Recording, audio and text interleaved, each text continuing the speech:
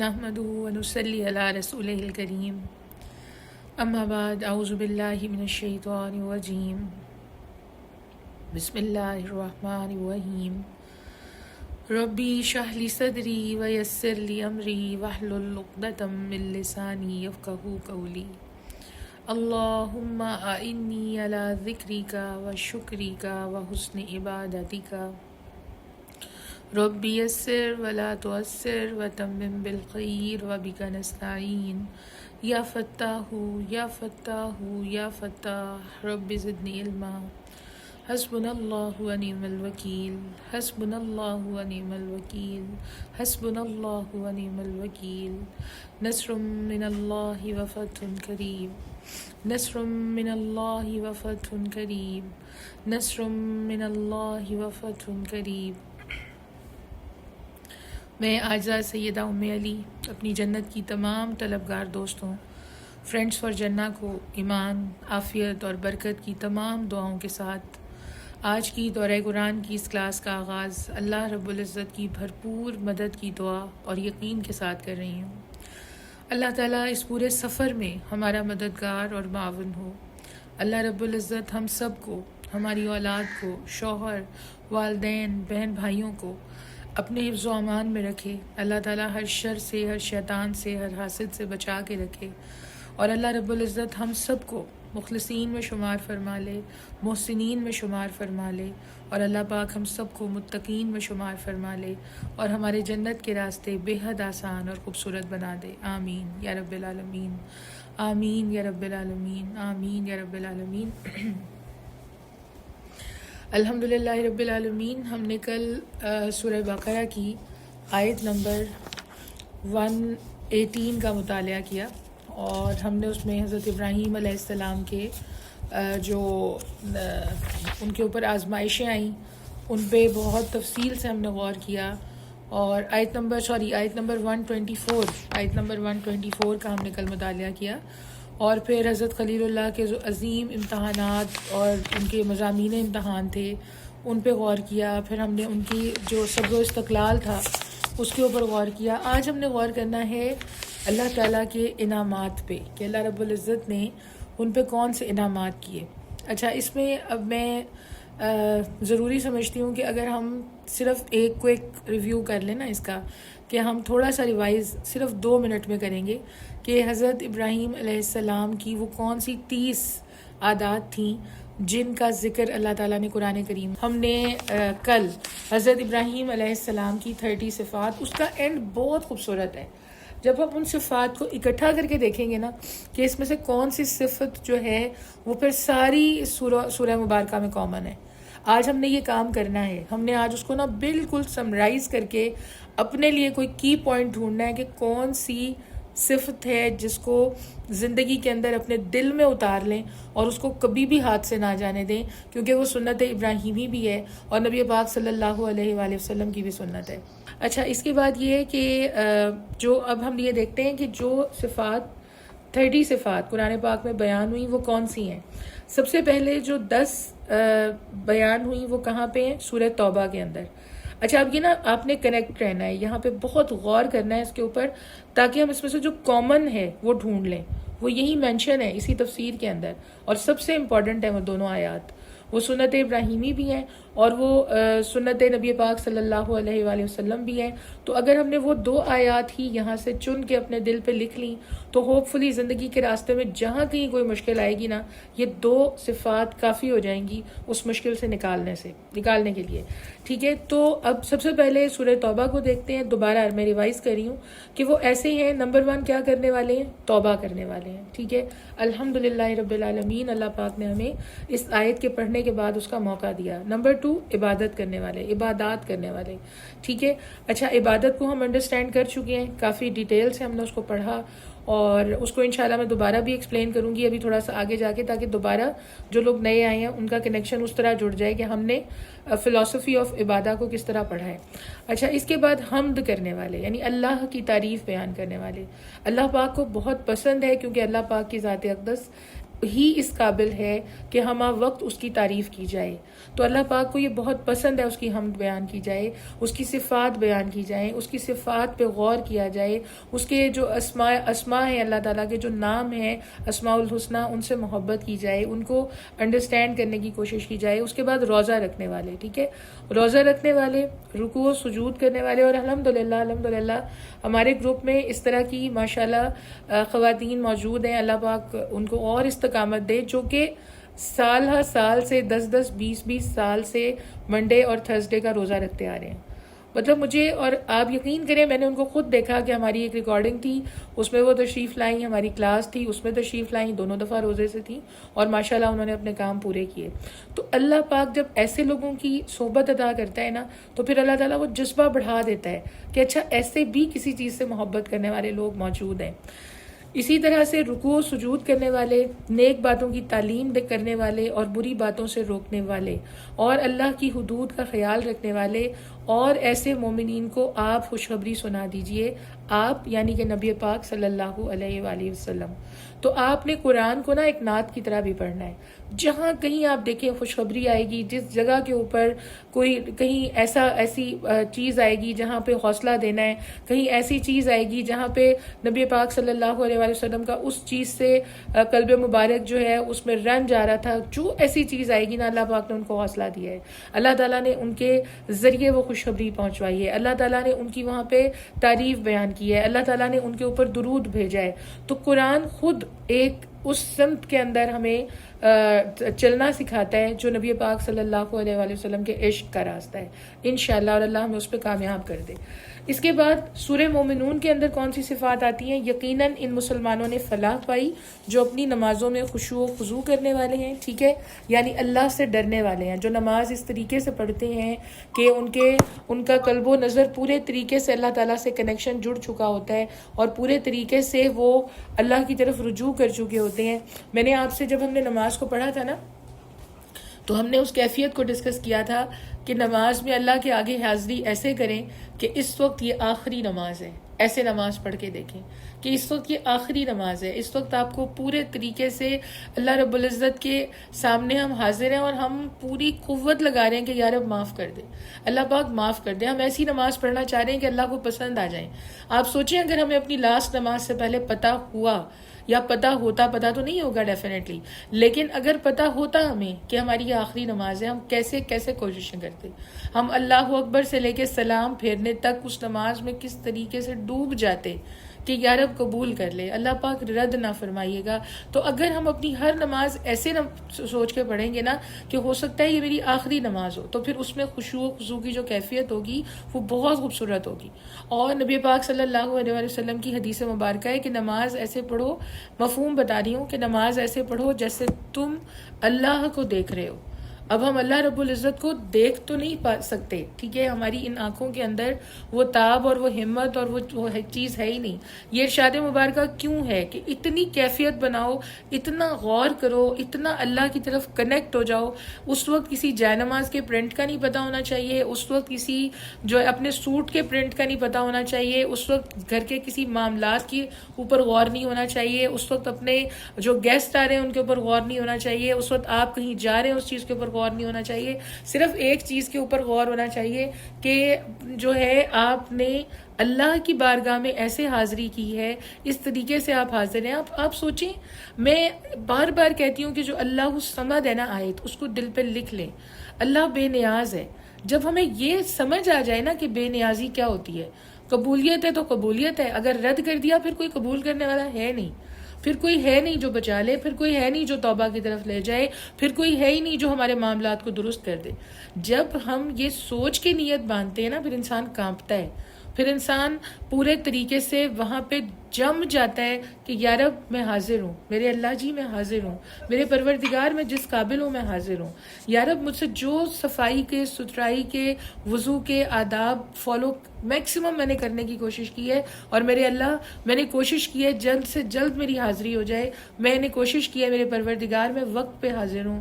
میرے پیارے مالک میں پوری طرح اس وقت متوجہ ہوں. مجھے آپ کی رحمتوں پہ، آپ کے کرم پہ، آپ کی صفات پہ غور کرتے کرتے پچھلی نماز سے اس نماز تک کا وقت بہت پیارا لگا ہے. یا رب الحمدللہ رب العالمین کہ آپ نے میرے دل میں تدبر کی ونڈو اوپن کر دی ہے. یا رب الحمدللہ رب العالمین کہ میں آپ کی کائنات کو آپ ہی کی تلاش میں دیکھتی ہوں. یہ پورا شکر کر کے پھر نیت باندھنی ہے.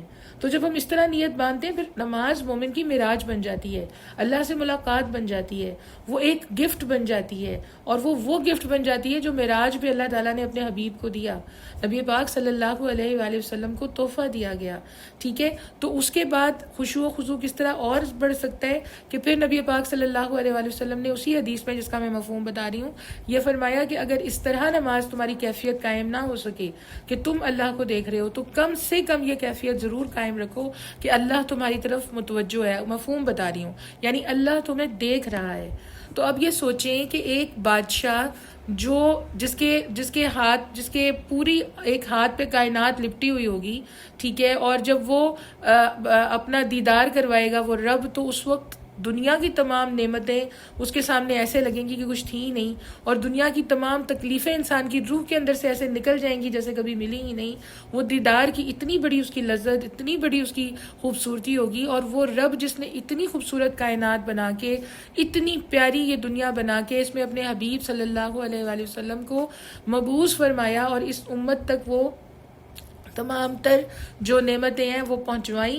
تو اللہ تعالیٰ جب خود سامنے ہوں، جب اللہ رب العزت دیکھ رہے ہوں، جب ہم یہ کیفیت بنانے میں کامیاب ہو جائیں کہ مجھے میرا رب دیکھ رہا ہے، اس کے بعد جب ہم اللہ اکبر کہتے ہیں نا، ہمارے دل سے تمام منافقتیں، تمام کدورتیں، تمام طرح کے خوف، تمام طرح کی رنجشیں نکل جاتی ہیں.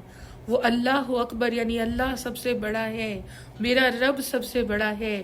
جب ہم اللہ اکبر کہتے ہیں پھر کیا کوئی وہ ہے نا، پھر اب کوئی کیا ہمیں گرائے گا، ہر سہارا گلے لگائے گا. نعت کا شعر ہے نا، اب کوئی کیا ہمیں گرائے گا، ہر سہارا گلے لگائے گا. ہم نے خود کو گرا دیا ہے، وہاں گرنے والے جہاں سنبھلتے ہیں. تو پھر رب کائنات ہے، وہ ادھر رب کائنات ہے، وہ رب کی ذات ہے. جب اللہ اکبر کہنا ہے تو اس طرح کہنا ہے کہ اس کے بعد دنیا کی کوئی قوت ڈرا نہ سکے، دنیا کی کوئی ٹینشن آپ کے دل میں جگہ نہ بنا سکے. غم کو جو گہرا نہیں ہونے دیتے نا، وہ اللہ والے ہوتے ہیں. غم ہے تو کیا ہوا، پریشانی ہے تو کیا ہوا، رب تعالیٰ کی ذات ساتھ ہے. رب نے دیکھیں حضرت ابراہیم علیہ السلام کی، اس سے ہم نے کیا سیکھا ہے، سفر سے ہم نے کیا سیکھا ہے. اتنے بڑے بڑے امتحانات کیا میرے اور آپ کے ہوئے ہیں؟ کیا اتنے بڑے بڑے امتحانات سے ہمیں گزارا گیا ہے؟ اس کا عشیر سے بھی کچھ کم، مطلب ایک ان پورے واقعات کو دیکھیں نا تو ایسے لگتا ہے کہ پوری زندگی کے ہمارے جو پرابلمز، ہماری پریشانیاں، ہمارے تمام تر ہمارا جو ٹریک ہے، اس کے اندر وہ تمام چیزیں ایک ایسے چھوٹے سے ذرے کے برابر رہ جاتی ہیں. تو پھر ان پہ غم کیوں، جبکہ سفر طے ہو رہا ہے. دیکھیں جب سفر طے ہو رہا ہوتا ہے، آپ نے اگر کبھی جس بھی چیز پہ ٹریول کیا ہے تو آپ کو پتہ ہے کہ جب چاروں طرف سے منظر گزر رہے ہوتے ہیں، اگر وہ مناظر نہ ہوں، ونڈوز بلیک ہوں، اگر ہمیں ایک کیبن کے اندر بند کر دیا جائے اور سامنے سے بھی اسکرین بلیک ہو اور سائڈوں سے بھی ونڈوز جو ہیں وہ بند کر دی جائیں، بالکل بلیک ہو، کیا ہمارا وقت گزرے گا؟ نہیں گزرے گا نا. آپ اپنا کوئی بھی سفر سوچ کے دیکھ لیں. اگر وہ آپ اپنی پرسنل کسی کار پہ ہیں تب بھی، اگر آپ ایک بس میں ہیں تب بھی، اگر ایک ٹرین میں ہیں تب بھی، ایون اگر آپ جہاز میں سفر کریں تب بھی ونڈو سیٹ لینے کی کوشش کرتے ہیں لوگ، تاکہ ونڈو اوپن رہے اور باہر سے جو کچھ نظر آ رہا ہے وہ نظارے کرتے کرتے دیکھتے سفر تمام ہو جائے. تو میری پیاری فرینڈز، یہ سب وہ نظارے ہی ہیں جو ہمارے چاروں طرف، کہیں غم، کہیں خوشی، کہیں آنسو، کہیں اپنوں سے ملنا، کہیں بچھڑنا، کہیں دوست، کہیں دشمن، کہیں کامیابی، کہیں ناکامی، یہ سب وہ نظارے ہیں جو ہماری دونوں طرف ونڈوز میں سے اوپن کر دیے گئے ہیں تاکہ زندگی کا سفر آسان ہو جائے. اور اس پورے کے پورے سفر میں جسے نہیں بھولنا وہ اللہ رب العزت کی ذات ہے، اور اسے نہیں بھولنا، جس محبت کو نہیں دل سے جانے دینا، وہ نبی پاک صلی اللہ علیہ وآلہ وسلم کی محبت ہے. اگر ہم نے یہ دو چیزیں سنبھال کے رکھ لیں، اگر ہم نے قرآن و سنت سے محبت کر لی، تو پھر سفر آسان ہی آسان ہے. پھر سمجھ لیں آپ اپنا لگیج بچا کے اپنے ساتھ رکھ کے بیٹھے ہوئے ہیں اور منزل پہ پہنچ کے وہ آپ کے کام آ جائے گا. اور اگر آپ نے یہ 2 چیزیں ہاتھ سے گنوا دیں تو پھر ایسے ہے کہ راستے میں کسی راہزن نے لوٹ لیا ہے اور پھر اس نے آپ کو ڈی ٹریک بھی کر دیا اور اس نے راستے سے اتار دیا ہے سواری کو، اور وہ اب کہاں پہنچے گی نہیں پتا، وہ کدھر جائے گی نہیں پتا، وہ کامیابی کا راستہ ہوگا یا ناکامی کا راستہ ہوگا نہیں پتا۔ تو جو زیادہ راہ ہے نا وہ اللہ اور اللہ کے حبیب کی محبت ہے، اس کو کسی قیمت پہ نہیں گنوانا۔ ہر نماز سے اس کو فریش کرنا ہے، ہر توبہ سے اس کو فریش کرنا ہے، ہر روزے سے اس کو فریش کرنا ہے، ہر صدقے سے اس کو فریش کرنا ہے، اور ہر دفعہ قرآن پڑھ کے اس کو فریش کرنا ہے انشاءاللہ۔ اچھا، اس کے بعد آگے جو خصوصیت ہے وہ کون سی ہے کہ لغو باتوں سے برکنار رہنے والے۔ تو لغو باتوں کی طرف دھیان ہی نہیں جاتا نا ایسے لوگوں کا، جنہیں اللہ سے محبت ہو جائے، جنہیں نبی پاک صلی اللہ علیہ وآلہ وسلم سے محبت ہو جائے۔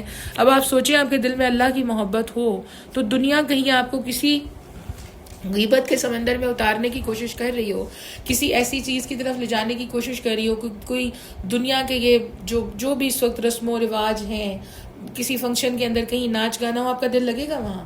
کسی مال میں ایسے آپ کا دل لگے گا جہاں پہ بہت اونچی آواز میں میوزک ہو، جس جگہ پہ کسی ہوٹل میں میوزک ہو، آپ کے اندر نوالا نہیں جا رہا ہوگا، کیونکہ دل کی دنیا آباد ہو چکی ہے، دل کی دنیا آباد ہو چکی ہے اللہ اور اللہ کے حبیب کی محبت سے۔ جب دل سے اللہ اللہ اللہ اللہ اللہ کی آوازیں آتی ہیں نا، جب دل سے صلی اللہ علیہ وآلہ وسلم صلی اللہ علیہ وآلہ وسلم، آپ یار ردم دل کا یہ بن جاتا ہے، اس کے بعد آپ کے کان وہ گانا، وہ اس طرح کی آوازیں برداشت نہیں کر پاتے، دل کے اندر بوجھ آنے لگتا ہے، آپ کا دل اتنا خوبصورت ہو چکا ہوتا ہے کہ آپ وہ گن دیکھیں، ایک جگہ خوشبو ہی خوشبو، ایک پرفیوم کی شاپ ہے، وہاں پہ خوشبو ہی خوشبو ہے، وہاں پہ مطلب جو بیٹھنے والا ہے وہ بھی خوشبو سیل کر رہے ہیں، وہاں پہ جو آنے والے ہیں ان کو بھی خوشبو میسر آ رہی ہے۔ اب اس جگہ کے اوپر اگر کوئی کوشش کرے گا نا کہ آ کے وہ کسی آلائش کی، کسی گندگی کی بات کرے، تو اس جگہ کو گوارا نہیں ہوگا، مطلب اس جگہ کو گوارا نہیں ہوگا، اور بڑی جلدی اس کو کک آؤٹ کرنے کی کوشش کریں گے جو وہاں پہ کوئی بھی گندگی لانے کی کوشش کریں، کیونکہ وہ خوشبو کے لیے بنی ہے جگہ، وہ خوشبو کے لیے معطر ہو چکی ہے، خوشبودار ہو چکی ہے۔ تو جب دل کی کیفیت یہ خوشبودار ہو جاتی ہے نا، جب دل کی کیفیت اللہ اور اللہ کے حبیب سے محبت کی ہو جاتی ہے، تو آپ یقین کریں ہمارے اندر ایک ٹھہراؤ آتا ہے، ہمارے اندر ایک خاموشی آتی ہے۔ بظاہر دنیا اس کو سیریسنس کہہ لے، دنیا اس کو یہ کہہ لے کہ بہت زیادہ اللہ سے ڈرنے والے ہو گئے، دنیا اس کو کچھ بھی کہہ لے، دنیا کی پرواہ نہیں رہتی کسی کو۔ ایک پرواہ ہوتی ہے کہ وہ جو کیفیت بن گئی ہے نا اندر جو ایک لذت موجود ہے اللہ اور اللہ کے حبیب کی محبت کی، وہ کم نہ ہو جائے، وہ ختم نہ ہو جائے، وہ ہاتھ سے چلی نہ جائے۔ تو آپ اس کے لیے لگاتار کوششیں کر رہے ہوتے ہیں، لگاتار آپ اس کے لیے ہمت کر رہے ہوتے ہیں، ٹھیک ہے۔ تو اب یہ کیا ہوتے ہیں، کس طرح کے لوگ ہو جاتے ہیں کہ ان کا لغو باتوں میں دل نہیں لگتا، ٹھیک ہے، اور اپنے آپ کو پاک کرنے والے ہیں اور اپنی شرم گاہوں کی حفاظت کرنے والے ہیں، اور لیکن وہاں پہ اس کو بتایا جا رہا ہے کہ بیویوں یا لونڈیوں سے ان پہ کوئی الزام نہیں ہے۔ اس کو بھی ہم نے بڑی تفصیل سے اس وقت پڑھا تھا فرسٹ ٹائم، ابھی اس کو آگے یہ دوبارہ موضوع آئے گا، اس کو انشاءاللہ دوبارہ پڑھ لیں گے، ٹھیک ہے، یہ جب ہم پڑھ رہے ہوں گے سورہ توبہ، تو ہم یہ پڑھ رہے ہوں گے سورہ مومنون کی تفسیر۔ اسی طرح اور جو اپنی امانتوں اور اپنے عہد کا خیال رکھنے والے ہیں اور اپنی نمازوں کی پابندی کرتے ہیں، ایسے ہی لوگ وارث ہونے والے ہیں جو فردوس کے وارث ہوں گے اور اس میں ہمیشہ رہیں گے۔ اللہ تعالیٰ ہمارے اندر یہ ساری کی ساری خصوصیات پیدا کر دے۔ اب جو اس کے بعد ایک آخری تھی جس کو پڑھنے کے بعد ہم جو کامن ہے اس پہ جا رہے ہیں کہ وہ کون سی ہیں، ٹھیک ہے۔ تو آخری جو اس کے اندر سورہ احزاب کے اندر بیان ہوئی ہیں 10 خصوصیات، وہ کون سی ہیں کہ اسلام کا کام کرنے والے مرد، اسلام کا کام کرنے والی عورتیں۔ اب اللہ پاک نے یہاں کوئی تقسیم رکھی ہے اس جگہ کے اوپر؟ آپ یہ دیکھیں کتنی عزت دی ہے اللہ تعالیٰ نے، اور یہ واحد مذہب ہے جس نے عورت کو یہ عزت دی ہے، یہ واحد مذہب ہے جس نے اس طرح سے عزت دی ہے، برابری اس طرح سے عزت دی ہے۔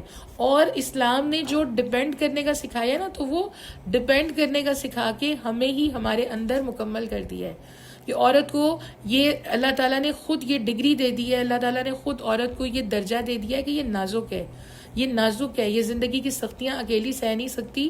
کہیں اس کو باپ کا شیلٹر دے دیا ہے، کسی جگہ کے اوپر اس کو بھائیوں کا شیلٹر دے دیا ہے، پھر کہیں شوہر کا ایک شیلٹر دے دیا ہے، اس کے بعد بیٹوں کو کھڑا کر دیا ہے۔ تو اللہ تعالیٰ نے اس کو اس لیے اتنا خوبصورت رشتوں کے اندر محفوظ کر کے بنایا ہے کہ وہ ایک نازک چیز ہے۔ اب یہ ادراک اگر خواتین کو ہو جائے نا، اور اس کے بعد وہ اس طریقے سے قرآن پڑھ لیں، تو ہمیں یہ سمجھ آئے گا کہ سب سے بڑا جو فیمنسٹ مذہب ہے نا، عورت کو عورت کے رائٹس دینے والا، وہ اسلام ہے، وہ اسلام ہے. ہمیں کہیں کسی جگہ پہ مجبور نہیں کیا گیا, ہر جگہ کے اوپر بلکہ شوہر کو مجبور کیا گیا ہے کہ بیوی کو خوش رکھنا ہے. اس کی ذمہ داری یہ ٹھہرائی گئی ہے کہ بیوی کو خوش رکھنا ہے, اور اس کو یہ رائٹ نہیں دیا گیا کہ زبردستی آپ کام کروا سکتے ہیں. وہ اپنی خوش دلی سے جتنا کام کرتی ہے اور جتنا اپنا مال خرچ کرتی ہے اپنے شوہر کے لیے اور اپنی اولاد کے لیے, اس کو صدقہ کنسیڈر کر لیا گیا ہے. کتنی طرف سے عورت کو اللہ تعالیٰ نے وہ شیلٹرز دیے ہیں. تو ہمیں تو قربان ہونا چاہیے اس دین پہ جس نے ہمیں اتنے درجات دے دیے. کہیں اس کو ماں کے درجے کہ جنت اس کے پیروں میں رکھی ہے, کہیں بیوی کا درجہ کہ وہ اس کا نصف ایمان قرار دیا گیا ہے, شوہر کا جو بیوی ہے اس کا نصف ایمان ہے. ٹھیک ہے, اسی طرح سے کہیں اس کو وہ جو ہے بیٹی بنایا گیا ہے کہ اس کی دعا جو ہے اس کو اتنا قبول کیا گیا ہے, کہیں بھائیوں کے لیے اس کو اتنا بڑا درجہ دیا گیا ہے. تو یہ تمام درجات جو ہیں یہ قرآن پاک نے عورت کو دیے ہیں. ہمیں سمجھنے میں سم ٹائمز ہم غلطی کر جاتے ہیں, اور یہ شیلٹرز ہیں, بیسیکلی یہ شیلٹرز ہیں جو عورت کو دیے گئے ہیں تاکہ وہ اپنی زندگی خوبصورتی کے ساتھ گزار سکے. اچھا, تو اب کیا کیا چیزیں بتائی گئی ہیں کہ بے شک اسلام کا کام کرنے والے مرد اور اسلام کا کام کرنے والی عورتیں, ایمان والے مرد اور ایمان والی عورتیں, فرما برداری کرنے والے مرد اور فرما برداری کرنے والی عورتیں, راست باز مرد اور راست باز عورتیں, صبر کرنے والے مرد اور صبر کرنے والی عورتیں. اس کے بعد خشوع و خضوع کرنے والے مرد اور خشوع کرنے والی عورتیں, خیرات کرنے والے مرد اور خیرات کرنے والی عورتیں, روزہ رکھنے والے مرد اور روزہ رکھنے والی عورتیں, اپنی شرمگاہ کی حفاظت کرنے والے مرد اور اپنی شرمگاہ کی حفاظت کرنے والی عورتیں, اور بکثرت اللہ کو یاد کرنے والے مرد اور بکثرت اللہ کو یاد کرنے والی عورتیں. اب غور کیجیے گا آیت کے اس حصے پہ, ان سب کے لیے اللہ تعالیٰ نے مغفرت اور اجر عظیم تیار کر رکھا ہے. یہاں پہ ذرا سی 1% بھی کوئی کمی یا زیادتی ہے کسی بھی نیکی کے کام میں, کسی بھی چیز میں کوئی ذرا سی کمی یا زیادتی یہاں پہ پائی جاتی ہے نہیں ہے. اللہ تعالیٰ نے بالکل ایک طرح سے اپنے بندے اور اپنی بندیوں کا ذکر کیا ہے اور ان کے درجات بتائے ہیں. اچھا, اب ان ساری صفات میں سے ہم نے یہ دیکھنا ہے کہ کون سی صفت جو ہے وہ کامن ہے. یعنی اس آیت میں امامت و پیشوائی کے لیے جو 30 صفات کا خلاصہ 2 لفظوں میں بیان کیا گیا ہے نا, کون سی آیت میں؟ سورہ سجدہ کے اندر اللہ تعالیٰ فرماتے ہیں, سورہ سجدہ کے اندر, یعنی ہم نے ان میں سے امام اور پیشوا بنائے کہ وہ ہمارے حکم سے لوگوں کو ہدایت کریں جب انہوں نے اپنے نفس کو خلاف شرع سے روکا اور ہماری آیتوں پہ یقین کیا. یہ آیت کس کے لیے اتری ہے؟ یہ حضرت خلیل اللہ کے لیے اتری. ٹھیک ہے, اس کے اندر ایک کوشچن کا آنسر پہلے میں دے لوں, پھر میں ایکسپلین کرتی ہوں ان 2 آیتوں کو. دیکھیں, ہم نے کل یہ ذکر کیا تھا کہ تیسرا سوال تھا ہمارا کہ امتحان میں حضرت ابراہیم علیہ السلام کی کامیابی کا جو درجہ اور مقام تھا وہ کیا رہا. حضرت ابراہیم علیہ السلام کی کامیابی کا درجہ اور مقام کیا رہا. ٹھیک ہے, تو حضرت ابراہیم علیہ السلام کو جو سند اللہ تعالیٰ نے عطا فرمائی وہ سورہ نجم کے اندر اللہ پاک نے فرمایا کہ وہ ابراہیم جس نے پورا کر دکھایا. یہ سند اللہ نے قرآن میں ان کو عطا کر دی کہ پورا کر دکھایا انہوں نے اپنا وعدہ. ٹھیک ہے, اس کے حاصل یہ ہے کہ ہر امتحان کی مکمل اور 100% کامیابی کا اعلان قرآن نے کر دیا. چوتھا سوال کہ اس امتحان میں کامیاب ہونے پہ انعام کیا ملا, تو اس کا ذکر خود اسی آیت میں آ چکا ہے, یعنی سورہ بقرہ کی آیت میں ہی اسی میں اس کا ذکر آ چکا ہے کہ امتحان کے بعد اللہ تعالیٰ نے فرمایا کہ میں آپ کو لوگوں کا امام اور پیشوا بنانے والا ہوں. یہ انعام ملا. ان تمام امتحانات سے کامیابی کے ساتھ گزر جانے کے بعد انعام یہ ملا کہ میں آپ کو لوگوں کا امام اور پیشوا بنانے والا ہوں.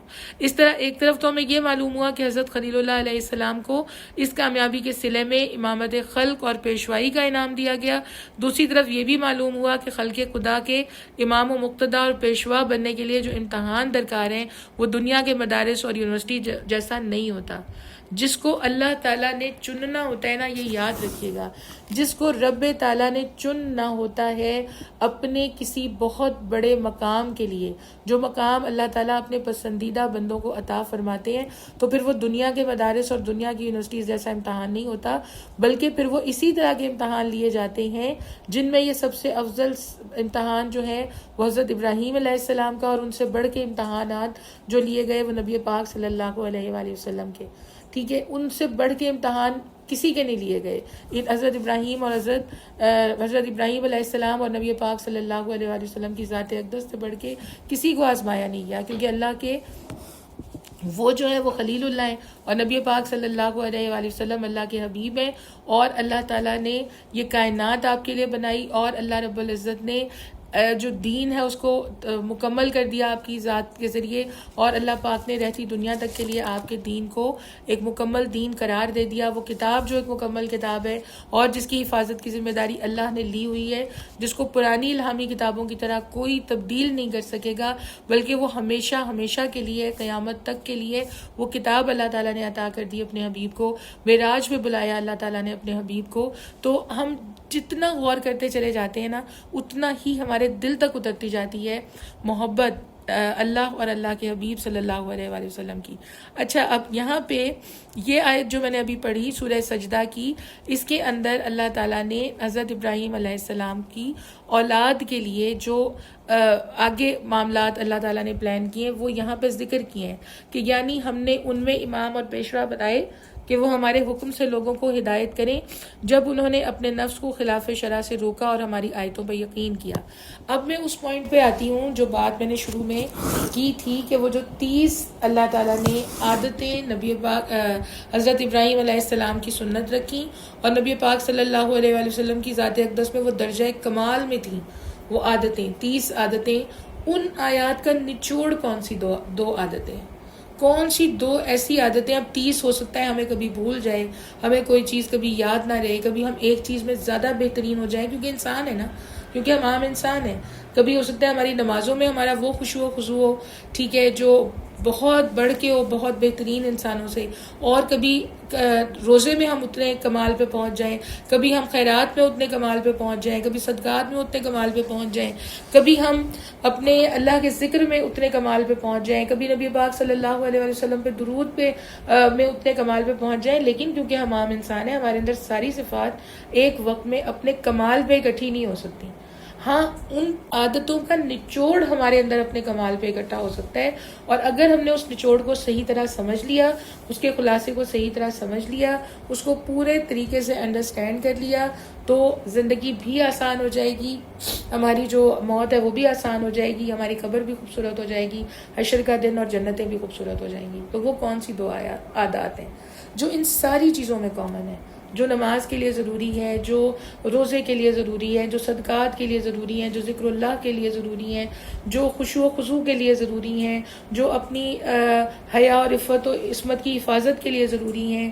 وہ کون سی آیات ہیں جو اللہ تعالیٰ سے محبت کے لیے ضروری ہیں؟ کون سی 2 عادات ہیں؟ کون سی 2 عادات ہیں؟ اب آپ نے پورا فوکس کرنا ہے اس بات پہ، خود غور کر کے دیکھیں. مجھے اگر آپ میں سے کوئی آنسر کر سکے کہ کون سی 2 آیات ہیں، اگر ہم نے ان میں سے کامن آیات ڈھونڈنا چاہیں تو وہ کون سی 2 عادات ہیں، آیت سوری میں غلطی سے بول رہی ہوں، وہ کون سی 2 عادات ہیں اگر ہم ان میں سے ڈھونڈنا چاہیں، جو اگر ہمیں میسر آ جائیں، ہمیں مل جائیں، ہم اپنی ذات کے اندر ان کو بہت زیادہ ان پہ ہمت اور کوشش لگائیں کہ ہم ان کو ڈیولپ کر لیں، جو ان ساری چیزوں کے اندر بہترین بنانے میں ہمیں کامیاب ہو سکے. کون سی 2 عادتیں ہیں؟ آپ میں سے کوئی بتائے گا؟ کس طرف دھیان جا رہا ہے؟ بسم اللہ الرحمن الرحیم. وعلیکم جی جی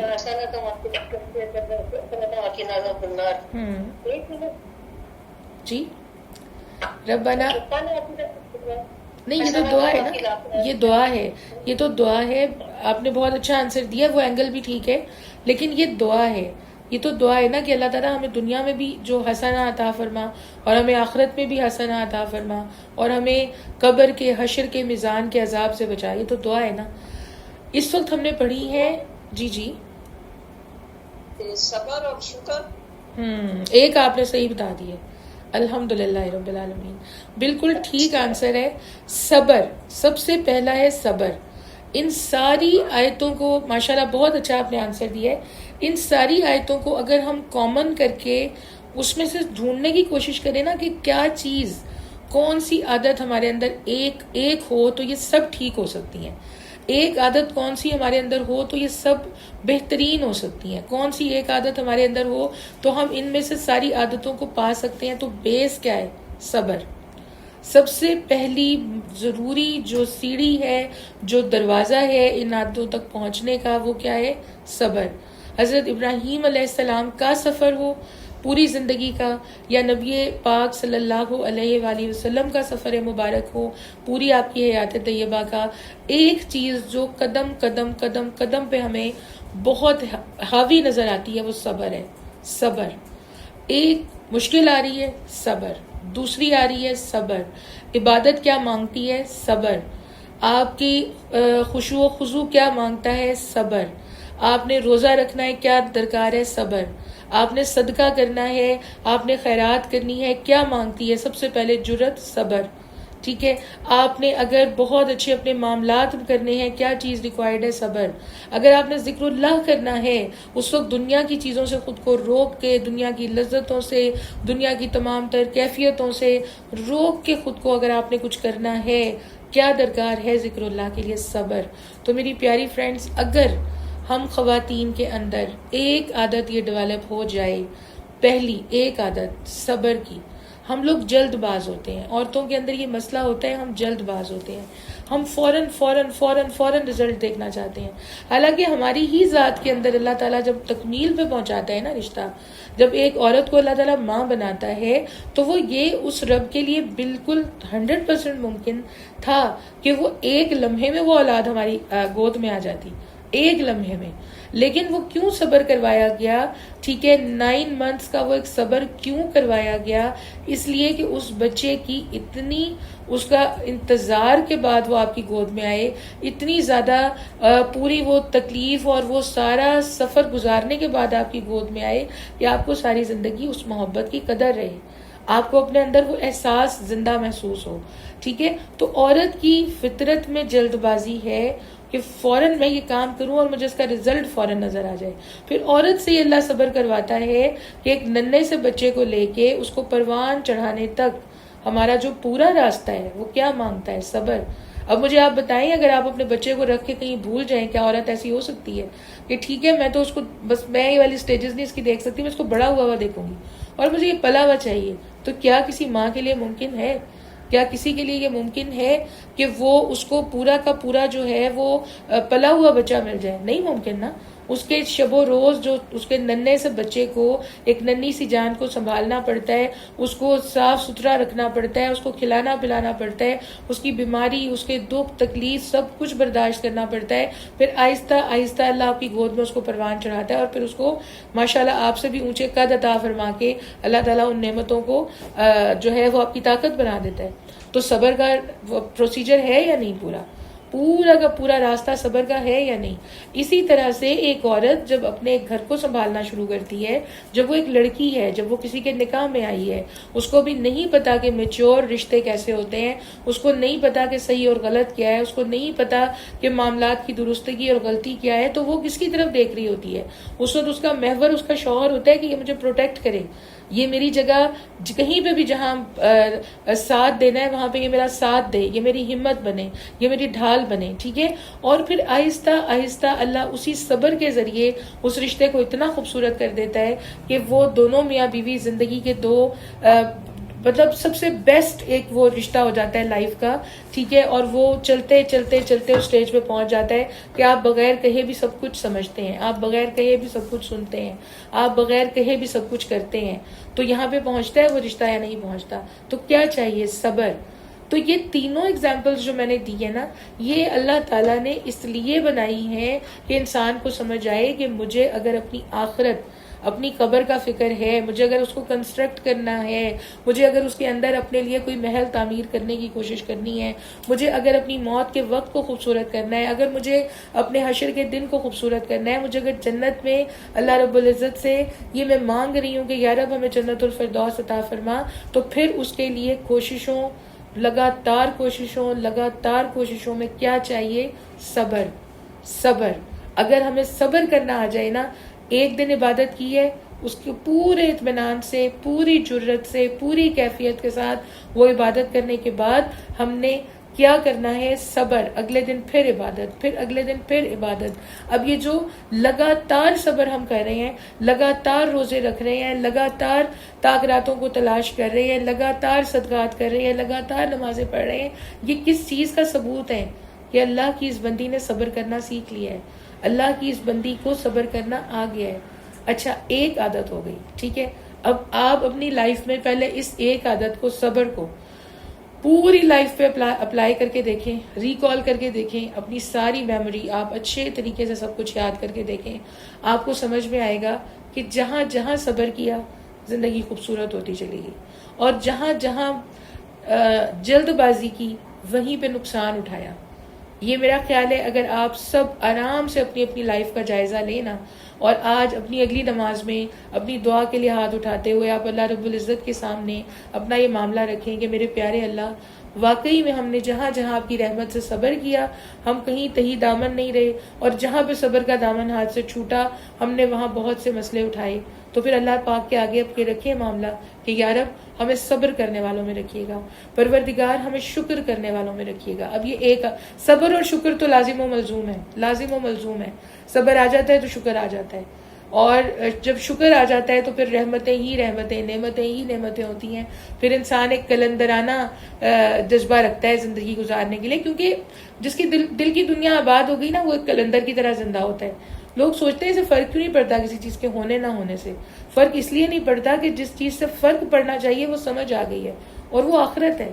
وہ سمجھ آ گیا ہے کہ فیوچر کیا ہے، وہ سمجھ آ گیا ہے کہ جنت کیا ہے، وہ سمجھ آ گیا ہے کہ قبر کیا ہے. پھر یہاں کچھ ہوا ہے یا نہیں، فرق نہیں پڑتا. اللہ سب کچھ عطا فرمائے، بے پناہ نعمتیں عطا فرمائے، بے پناہ اللہ پاک اپنے دین کے راستے پہ خرچ کرنے کے موقع عطا فرمائے. لیکن آپ دے رہے ہوتے ہیں، آپ تب بھی خوش ہوتے ہیں. آپ کے پاس نہیں ہوتا، آپ تب بھی خوش ہوتے ہیں، کیونکہ دل خالی نہیں ہونا چاہیے، وہ خالی نہیں ہونا چاہیے. اصل امتحان وہ ہے. اس کے بعد جو دوسری والی ہماری ہیبٹ ہے، جو دوسری والی ہماری جو چیز ہے جس پہ ہم نے غور کرنا ہے، دوسری عادت جس پہ ہمیں غور کرنا ہے، وہ کیا ہے؟ وہ اس سے بھی بڑھ کے ہے، وہ صبر سے بھی بڑھ کے ہے. اب ان میں سے کوئی شیئر کر دیکھیں. فرزانہ بالکل ٹھیک پوائنٹ پہ آ گئی نا، بتایا انہوں نے، شیئر کیا، مجھے بہت خوشی ہوئی. آپ میں سے کوئی اور غور کرے اور مجھے بتائے کہ سیکنڈ والی ہیبٹ کیا ہے، کیا چیز ہوگی ہمیں جو بس کامن ہے، جو اگر اختیار کر لی نا تو پھر معاملات سنور جائیں گے سارے. کیا عادت ہوگی؟ حضرت ابراہیم علیہ السلام کو آگ میں ڈالا گیا، انہیں یقین تھا یہ جلائے گی نہیں. حضرت ابراہیم علیہ السلام نے شام کا سفر کیا، اپنا جگہ چھوڑ دی. ان کو یقین تھا کہ بے شک مجھے ہجرت کروائی جا رہی ہے لیکن میرا رب مجھے ضائع نہیں کرے گا.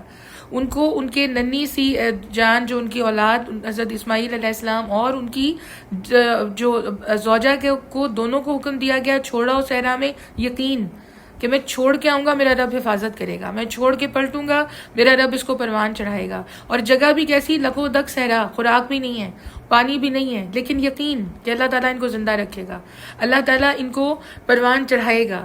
بیٹے کے اوپر حکم ہو رہا ہے چھری چلا دو، یقین کہ اللہ تعالیٰ ضائع نہیں ہونے دے گا. تو یقین جو ہے نا، وہ اتنی بڑی دولت ہے، اتنی بڑی دولت ہے، اتنی بڑی نعمت ہے کہ اس کے بغیر ایمان کا سفر طے نہیں ہوتا. اس کے بغیر آپ کچھ بھی کر لیں، آپ اپنے ایمان کی آبیاری نہیں کر سکتے.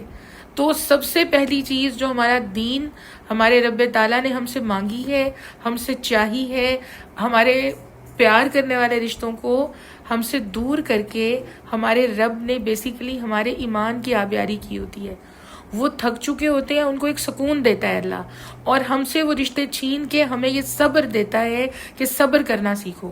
جب تک صبر کی بھٹی میں آپ پکتے نہیں نا، جب تک آپ چھننے اور چلے جانے کے چیزوں کو اس اینگل سے دیکھتے نہیں، ان چیزوں سے گزرتے نہیں، آپ سمجھ ہی نہیں پاتے کہ زندگی کا لطف کیا ہے. صبر کرنے کے بعد زندگی کا لطف سمجھ میں آتا ہے. صبر کرنے کے بعد انسان کو ایمان کی لذت نصیب ہوتی ہے، اور ایمان کی لذت کو بڑھاتی کیا چیز ہے؟ یقین. میرا رب مجھے ضائع نہیں کرے گا، یقین. میرا پروردگار جو راستہ میرے لیے بنا رہا ہے یہی خوبصورت ہے، یقین. میرا پروردگار اس راستے پہ چلنے کی ہمت دے گا، یہ یقین. سامنے بادشاہ وقت کھڑا ہو اور آپ کلمہ حق کہہ گزریں، وہ یقین جو حضرت بلال کے اندر تھا، وہ یقین جو حضرت عثمان کے اندر تھا، وہ یقین جو حضرت عمر کے اندر تھا، وہ یقین جو حضرت صدیق اکبر کے اندر تھا، جو حضرت علی کے اندر تھا، وہ یقین وہ یقین کہاں سے آتا ہے؟ وہ یقین آتا ہے جب آپ اپنے آپ کو اپنے رب کے حوالے کر دیتے ہیں. دیکھیں یہاں سے 4 کندھوں پہ جا رہے ہوں گے، اس وقت بھی ہمارے اندر کچھ بھی باقی نہیں ہوگا. تو ابھی اپنے پاؤں پہ کھڑے ہوئے ہیں، اس وقت خود کو ایک دفعہ اللہ کے حوالے کر دیں. پورا خود اٹھا کے خود کو اللہ کے حوالے کر دیں کہ مجھے اپنے آپ کو شیطان کے حوالے نہیں رہنے دینا. یہ یقین کہ اس دنیا میں میرا رب اپنی محبت کے ذریعے، اپنے حبیب صلی اللہ علیہ وآلہ وسلم کی محبت کے ذریعے میری زندگی خوبصورت گزروائے گا. اور یہ یقین کہ اگر میں اس حالت میں زندہ رہی تو میری آخری سانسیں خوبصورت ہوں گی، موت کا وقت خوبصورت ہوگا، پھر یہ یقین میری قبر خوبصورت ہوگی، یہ یقین کہ میرا حشر کا دن خوبصورت ہوگا اور میری جنتیں خوبصورت ہوں گی. تو کتنے لمحے لگنے ہیں. خود کو اللہ کے حوالے کر دیں، خود کو رب کے حوالے کر دیں. میرے پروردگار میں حاضر ہوں.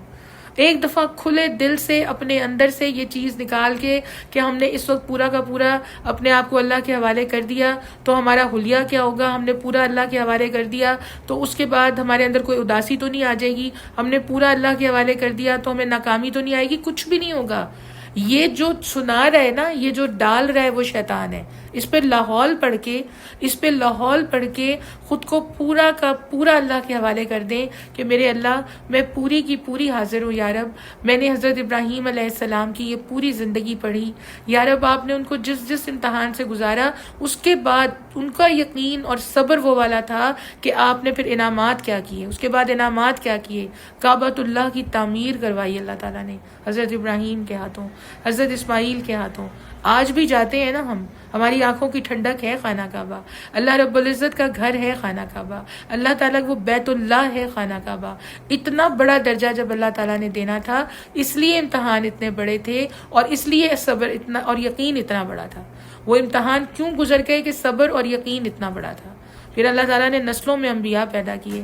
پھر اللہ تعالیٰ نے نبی پاک صلی اللہ علیہ وآلہ وسلم کی امت کو بھی یہ سکھا دیا کہ ہم اللہ کے حبیب پہ درود پڑھتے ہیں، اس کے ساتھ ہی اسی درود میں شامل ہے حضرت ابراہیم علیہ السلام کے اوپر دعا. پھر ہم اپنی اولاد کے لیے جو دعا کرتے ہیں وہ انہی کی دعا ہم مانگ رہے ہوتے ہیں. تو اللہ تعالیٰ نے اپنا خلیل بنا لیا ان کو، ٹھیک ہے، خلیل اللہ بنا لیا ان کو.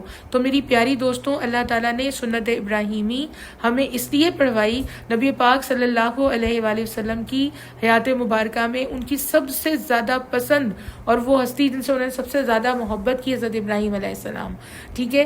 تو ہمیں یہ یہاں تک ہمارے تک یہ سنتیں اس لیے پہنچیں، یہ محبتیں اس لیے پہنچیں، ہم تک یہ کرم اس لیے ہوا کہ ہم یقین کی دولت کو سمجھ لیں.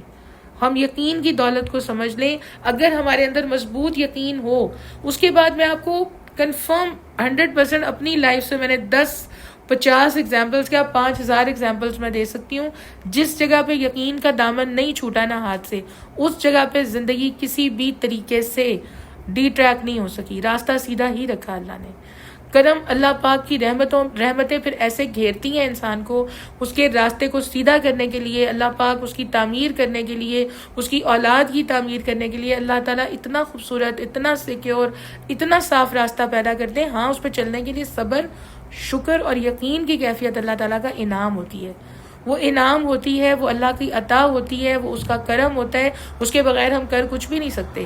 لیکن کسی کو تمنا ہی نہ ہو، مطلب آپ ایک جیولر شاپ پہ جا کے بیٹھیں اور آپ یہ سوچیں کہ میں اپنا ڈسٹر بیگ میں سے نکالتی ہوں، یہاں سے ڈسٹ صاف کر کے چلی جاتی ہوں، تو وہ ہمیں کوئی عقل مند کہے گا؟ جبکہ ہم خرید سکتے ہوں، ہم بہترین سے بہترین ڈائمنڈ خرید سکتے ہوں، بہترین سے بہترین گولڈ خرید سکتے ہیں، اور ہم کہیں نہیں یہاں سے مجھے ڈسٹ لے کے جانی ہے، ٹھیک ہے، تو کوئی عقل مند کہے گا؟ تو جو یقین کا راستہ ہے نا، جو یقین کا راستہ ہے، وہ آپ کو آپ کی مثال وہی بنا دیتا ہے کہ آپ دنیا سے جیولز اکٹھے کرتے ہیں، آپ دنیا سے اللہ کی نعمتیں اکٹھی کرتے ہیں، آپ اپنے حشر کے دن کی خوبصورتی اکٹھی کرتے ہیں، اپنی موت کے وقت کی خوبصورتی اکٹھی کرتے ہیں، آپ دنیا سے اپنا جنتوں کی خوبصورتی اکٹھی کرتے ہیں، اور جو کم عقل ہیں وہ یہاں سے ڈسٹ اکٹھی کرتے رہ جاتے ہیں. ٹھیک ہے، یہ ڈسٹ ہے سب کچھ، یہ ہاتھ کا میل ہے، یہ جو دولت ہے، یہ مکڑی کے جالے ہیں، یہ جو گھر ہیں، ٹھیک ہے، یہ مچھر کا پر ہے، یہ جو دنیا اور حقیقت ہے. قرآن میں ہم نے بار بار یہ ایگزامپلس پڑھی ہیں، ہم نے پچھلے دورہ قرآن میں بھی پڑھی ہیں، ابھی بھی آپ کے سامنے ایگزامپلس آتی جائیں گی.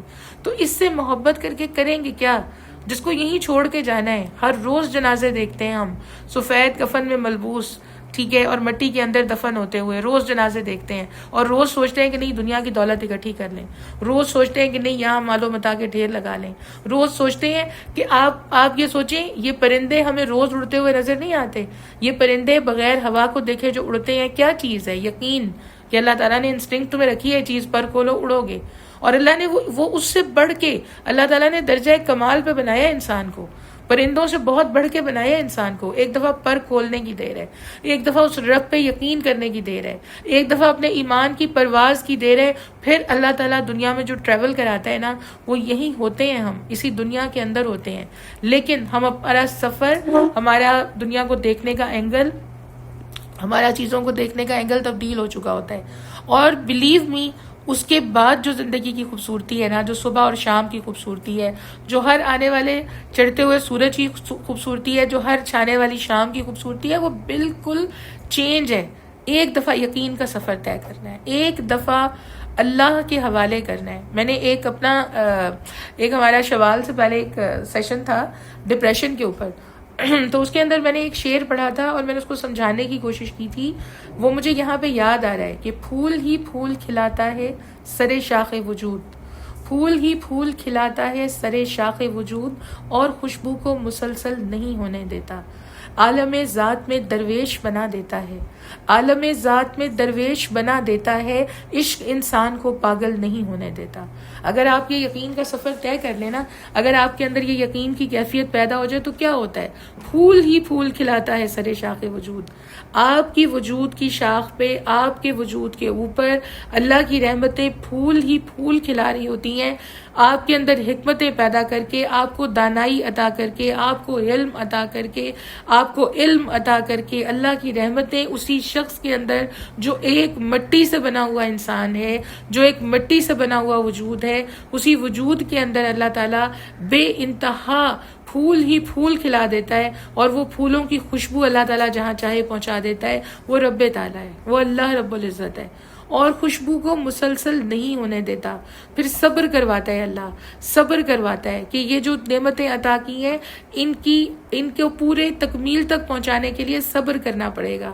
ایک دم خوشبو نہیں پھیلے گی، ایک دم حلم نہیں آئے گا، ایک دم تمہارے اندر تقویٰ نہیں آئے گا، ایک دم تمہارے اندر عفو درگزر نہیں آئے گا۔ یہ سب وہ پھول ہیں جس کا آپ ذکر کر رہے تھے نا، یہ سب وہ پھول ہیں جو ہمارے وجود کی شاخ پہ اللہ کھلاتا ہے، لیکن صبر مانگتی ہیں ساری چیزیں، آہستہ آہستہ عطا ہوتی ہیں، آہستہ آہستہ کرم ہوتا ہے، اللہ تعالیٰ وہ سفر کرواتا ہے۔ اور پھر آگے کیا ہے کہ عالم ذات میں درویش بنا دیتا ہے، انسان اسی دنیا میں زندہ ہوتے ہوئے درویش بن جاتا ہے، درویش بن جاتا ہے، دنیا کی چیزوں میں دھیان نہیں رہتا، دنیا کی نعمتیں، دنیا کی بظاہر کیلکولیشنز اس پہ اثر انداز نہیں ہوتی، کلندرانہ مزاج ہو جاتا ہے، اس کو دنیا میں رہتے ہوئے ہر وقت اللہ کی یاد اس کے دل میں معجزن رہتی ہے، نبی پاک صلی اللہ علیہ وآلہ وسلم کی محبت، آپ کا عشق اس کے دل میں معجزن رہتا ہے، اور اس کی اتنی لذت ہے، اس عشق کی اتنی لذت ہے کہ عالم ذات میں درویش بنا دیتا ہے۔ عشق انسان کو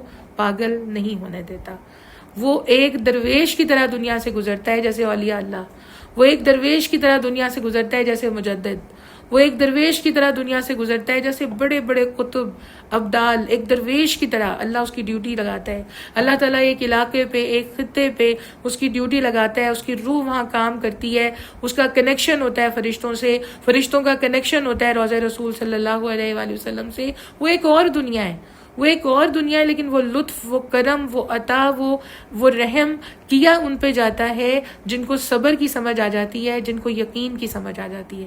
یقین اتنی بڑی دولت ہے، اگر تجوری میں کچھ رکھنے کے قابل ہے نا، اگر کسی چیز کو شیطان سے بچانا ہے، اگر کسی چیز کو پرس کی سب سے اچھی والی پاکٹ میں رکھ کے جہاں تک کسی دشمن کا ہاتھ نہ پہنچ سکے، اور اس پرس کو اپنے ساتھ لے کے پھرنا ہے، تو میری پیاری فرینڈز، وہ دولتیں یا تو صبر ہے یا یقین ہے، یہ یاد رکھیے گا۔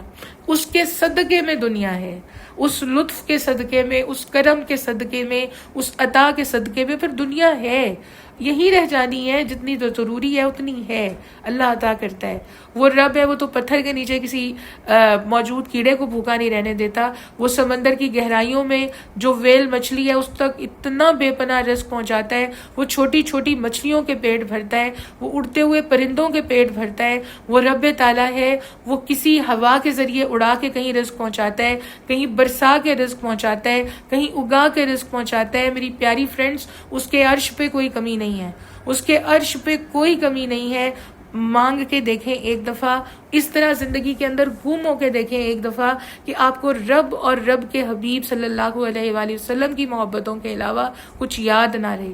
آپ سوچیں، دیوانہ وار بڑھتا ہے انسان جب وہ سوچتا ہے پتہ نہیں کتنے سال باقی ہیں مجھے اپنی قبر تعمیر کرنی ہے، پتہ نہیں کتنے سال باقی ہیں مجھے تنہا رہنا ہے، وہاں مجھے وہاں کے لیے اسباب اکٹھے کرنے ہیں، پتہ نہیں کتنا وقت باقی ہے، یہ جان جب کھینچی جا رہی ہوگی یہ وہ وقت آسان ہو جائے، مجھے وہ وقت آسان بنانے کی کوشش کرنی ہے، مجھے حشر کے دن میں اپنے لیے چھاؤں چاہیے، مجھے وہ چھاؤں کمانے کی کوشش کرنی ہے، مجھے جنتوں میں سیڑھیاں چڑھتے چڑھتے میں وہاں تک پہنچ جاؤں، میرا ہاتھ نہ چھوٹ جائے، کہیں میں کہیں درمیان میں نہ رہ جاؤں، میرے پیر کہیں شل نہ ہو جائے، مجھے وہ سیڑھیاں چڑھنی ہیں، اور مجھے نبی پاک صلی اللہ علیہ وآلہ وسلم کا پڑوس چاہیے۔ پھر انسان دیوانہ وار کوششیں کرتا ہے، اور آپ یقین کریں اس کے بعد اللہ تعالیٰ جب صبر اور یقین کی قوت دے دیتا ہے، پھر اللہ تعالیٰ آپ کو وہ لائف میں ٹریول کراتا ہے کہ جو چیلنج اللہ نے کیا ہے نا سورہ زمر میں شیطان کو، کہ میرے مخلص بندے ایسے ہیں تو بہکا ہی نہیں سکے گا، میرے مخلص بندے ایسے ہیں تو اٹیک کرے گا تو بہکا ہی نہیں سکے گا، تیرا کوئی وار نہیں چلے گا، اس لیے کہ شیطان وار کرتا ہے دنیا کی لذتوں کے ذریعے۔ وہ تمہارے پاس سے گھر نہ چلا جائے، وہ تمہارے پاس سے جو ہے وہ دنیا کی دولت نہ چلی جائے، تمہارے پاس دنیا کی کوئی کمی نہ ہو جائے، تم دنیا میں تمہارا وقت نہ ضائع ہو جائے۔ جب آپ کو کیلکولیشن ہی سمجھ آ گئی، جب آپ اس چیز سے ہی نکل گئے، جب آپ نے خود کو اللہ کے حوالے کر دیا، جب آپ شب و روز اسی کے عشق میں زندہ ہیں، آپ کی آنکھیں اسے تلاش کر رہی ہیں سارا دن، آپ کی آنکھیں اسے خوابوں میں ڈھونڈ رہی ہیں، آپ کی آنکھیں اسے جاگتے ہوئے ڈھونڈ رہی ہیں، آپ نبی پاک صلی اللہ علیہ وآلہ وسلم کے عشق پہ قربان ہونا چاہ رہے ہیں، آپ ان کی ذات مبارکہ کے لیے آپ اپنے دن رات لگانا چاہ رہے ہیں کہ یا رب وہاں سرخرو کر دے، میرے اللہ وہاں سرخرو کر دے، یا رب جب سامنا ہوگا سرخرو کر دے، میرے پروردگار اس وقت چہرہ انور پہ مسکراہٹ ہو، یا رب ہم سے کوئی ایسا کام لے لے۔ اب جب دیوانہ وار بڑھتا ہے نا انسان، پھر دنیا کی لذتیں کہیں قدموں میں رہ جاتی ہیں، پھر سر پہ سوار وہ عشق ہوتا ہے، پھر دل کے اندر معجزن وہ عشق ہوتا ہے، پھر آپ کی پوری ذات ایسی ہو جاتی ہے، پھول ہی پھول کھلاتا ہے سرے شاخ وجود، اور خوشبو کو مسلسل نہیں ہونے دیتا، عالم ذات میں درویش بنا دیتا ہے، عشق انسان کو پاگل نہیں ہونے دیتا، پھر آپ کی یہ کیفیت ہو جاتی ہے۔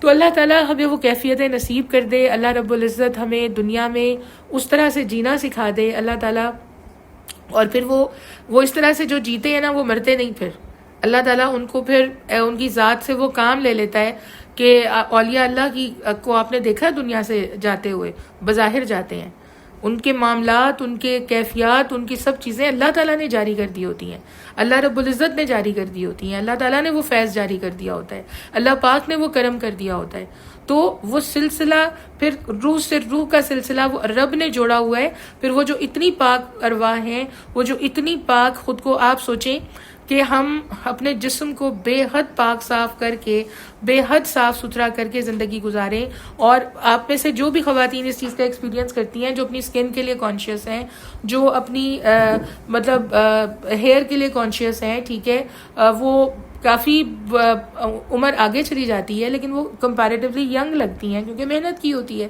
تو جس نے روح پہ محنت کی ہوگی، جس نے روح پہ محنت کی ہوگی، اور اس نے روح کو اتنا کھلایا، اتنا پلایا، اس نے اتنا قرآن پڑھا، اتنا قرآن پڑھا، اس نے اتنا ذکر کیا، اس نے اتنی زیادہ درود پاک پڑھا کہ اس کی روح اتنی سٹرونگ ہو گئی کہ اللہ تعالیٰ نے اپنے کرم سے اس کو وہ قوت عطا کر دی کہ پھر وہ صدیوں پہ محیط ہو جاتی ہیں زندگیاں۔ تو میری پیاری دوستوں، ہم اس دنیا سے جو کمانے آئے ہیں نا، جو ہم اس دنیا سے حاصل کرنے کے لیے آئے ہیں، وہ رب کی تلاش ہے، وہ رب کو پہچاننا ہے، ٹھیک ہے، وہ اللہ تعالیٰ کی ذات اقدس کو پہچاننا ہے۔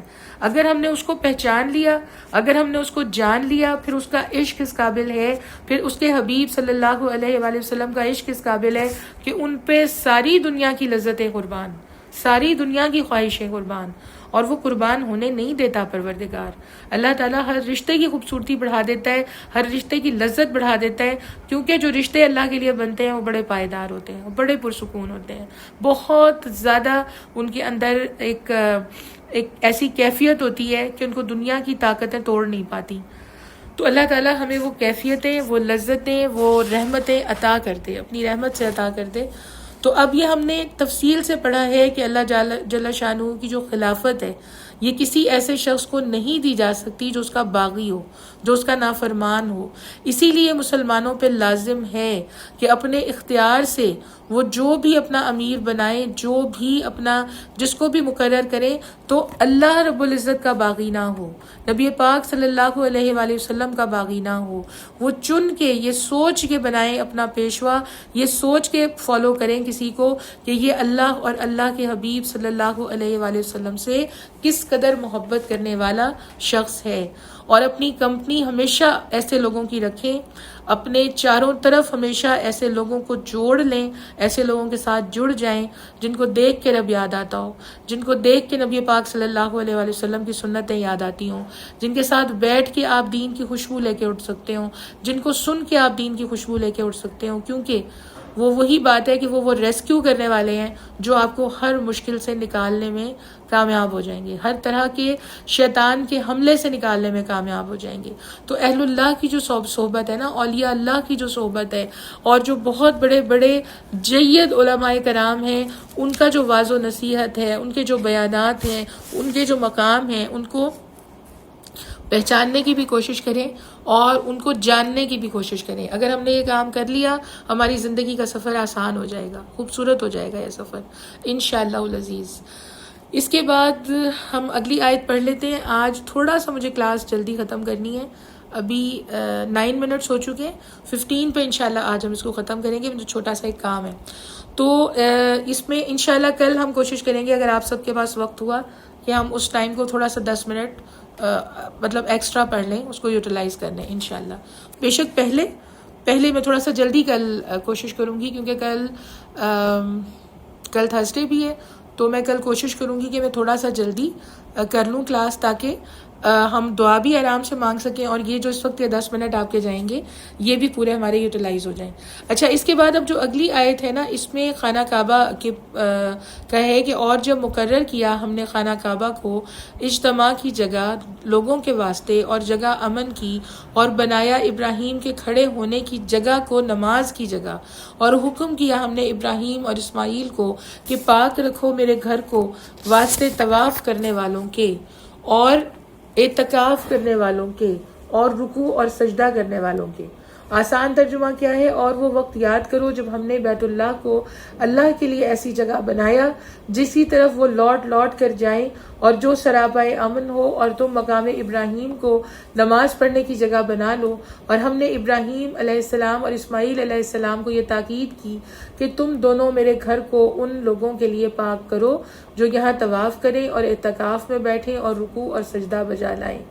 تو یہ ترجمہ ہم نے پڑھ لیا الحمدللہ. آیت نمبر 125 کا, آیت نمبر 125 کا ہم نے, اور اللہ کی 125 نشانیاں ہمیں مل گئی ہیں.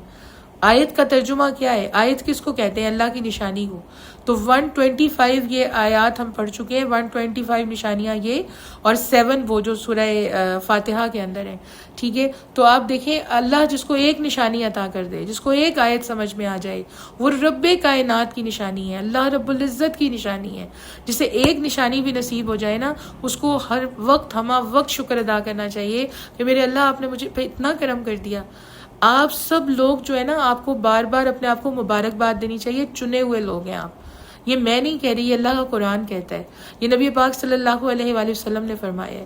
اللہ جسے ہدایت, جس کو اللہ تعالیٰ پسند کرتا ہے نا, جسے اللہ چن لیتا ہے, اللہ اس کو ہدایت دیتا ہے. اور اللہ جسے ہدایت دینا چاہتا ہے, اللہ اس کو علم عطا فرماتا ہے, پھر اللہ اس کو حلم عطا فرماتا ہے, اللہ تعالیٰ اس کو ادراک عطا فرماتا ہے, اس کو یقین کی, صبر کی دولت عطا فرماتا ہے. تو میری پیاری فرینڈس, ہر روز اگر ہم اس پہ سجدہ ریز رہے ہیں اللہ کے آگے کہ اس نے اتنی بڑی نعمت کے لیے چن لیا ہے, ہماری کیا اوقات, ہم اس وقت کسی مال میں ہوتے, ہم اس وقت کسی پارلر میں ہوتے, ہم اس وقت کسی کنسرٹ میں ہوتے, کیا اوقات ہے ہماری؟ اللہ نے چن لیا ہے, اللہ نے چن لیا ہے, اللہ رب العزت نے چن لیا ہے. تو اس پہ ہمیں شکر گزار رہنا ہے اور بار بار اس کی ذات اقدس کا شکر بجا لانا ہے کہ یا رب آپ کا کروڑوں دفعہ شکر, آپ نے اپنے قرآن کے لیے چن لیا ہے. اللہ آپ کا کروڑوں دفعہ شکر کہ آپ نے اتنی بڑی رحمت ہمارے لیے کر دی ہے.